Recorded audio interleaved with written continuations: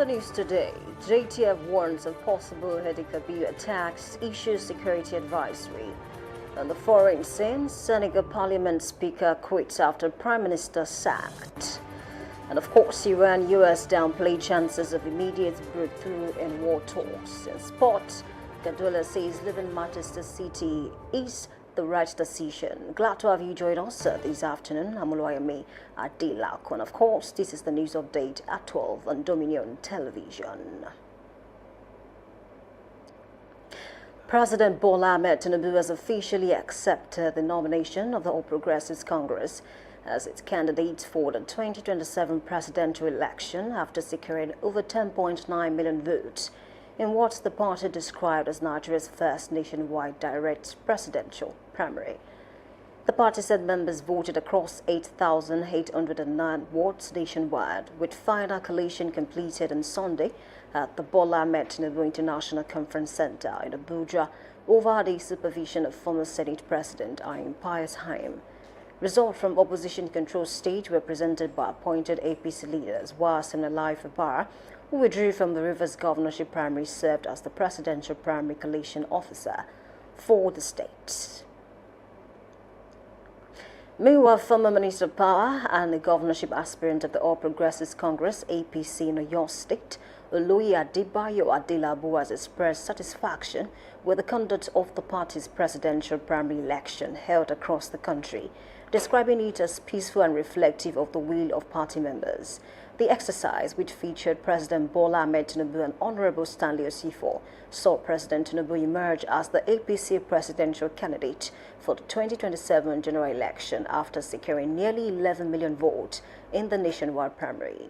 Our correspondent, Damilola Daudu, reports. The All Progressive Congress Party members in Oyo State joined the rest of their counterparts across the country in the conduct of the party's presidential primary election between the incumbent President Bola Ahmed Tinubu and Honorable Stanley Osifo. The former Minister of Power and a frontline aspirant of the party's gubernatorial party primary election, Oloye Adebayo Adelabu, who monitored the election in Ward 9, Ibadan Southwest local government, expressed satisfaction with the conduct of the primary, while saying the presidential primary shows the will and acceptability of the members of the APC to the administration of President Bola Ahmed Tinubu. Speaking on the outcome of the recent party gubernatorial primary in the state, Oloye Adelabu said the primary was short of free and fair and credible election, as there are cases of infractions and intimidation of party supporters loyal to him in some wards. He is of the firm belief that his appeal lodged at the party secretariat will be upheld. This is a vote of confidence in the president. All the party members are picking him once again after seeing the evidence of his good work in the last 3 years. We are so confident and we trust him. He will not let us down, he will not disappoint us. He will even perform beyond expectation. That's my message to APC members who will not only restrict their voting to primary election alone. When it comes to general election, they will all come out en masse to vote our president. And every Nigerian, whether they are party member or not, they will go out and vote for President Bola Ahmed Tinubu. President Bola Tinubu, however, emerged as the All Progressive Congress presidential candidate for the 2027 general election after securing nearly 11 million votes in the party's nationwide primary elections. Damilola Daudu, reporting for Dominion News. Talking security, the Joint Task Force on the Operation Adinkai has warned Nigerians to remain vigilant over possible attacks by Boko Haram and Islamic State West Africa province during the Eid-el-Kabir celebrations. In a statement, Media Information Officer Sonny Uba said the intelligence report indicates terrorists may attempt isolated attacks using suicide bombers and improvised explosive devices, especially in crowded areas. The task force said troops and civilians assets have been deployed to vulnerable locations ahead of the celebrations, while urging residents to observe prayers and festivities close to their homes and avoid large gatherings where possible. The Amotekun Corps in Ondo State has arrested 98 suspected criminals, including fake lunatics allegedly linked to kidnapping, robbery, and drug trafficking across the state.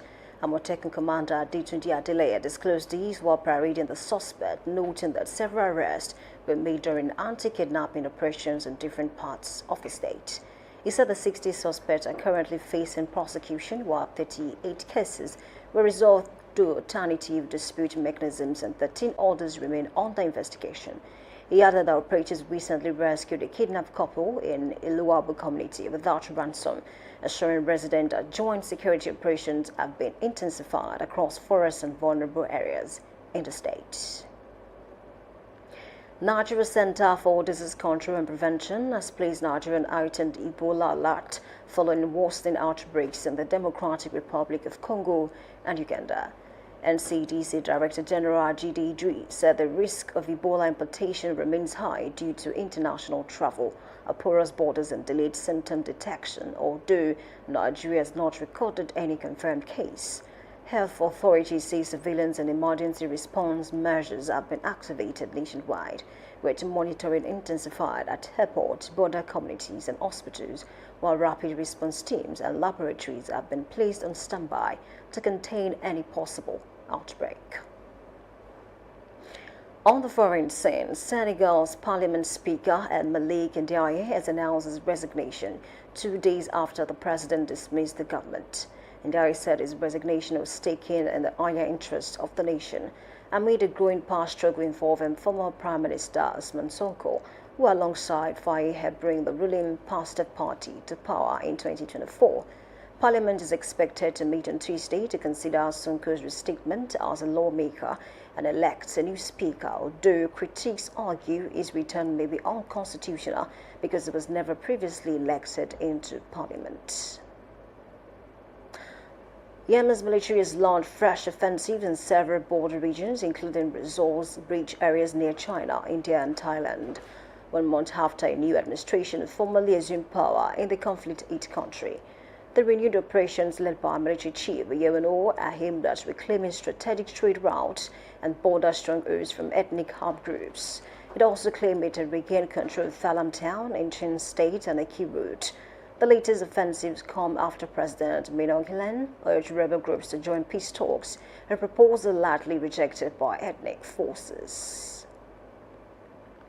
Iran and the United States have downplayed hopes of an immediate breakthrough in effort to end the 3-month-old conflict, despite ongoing diplomatic contact between both sides. U.S. Secretary of State Marco Rubio said Washington would continue to give diplomacy a chance, but warned that the U.S. could respond another way if talks fail. Iran's foreign ministry spokesperson Ismail Bagay also said discussions are currently focused on ending the war rather than nuclear negotiations, although both sides confirmed that a framework for talks exists. Officials said no agreement is imminent.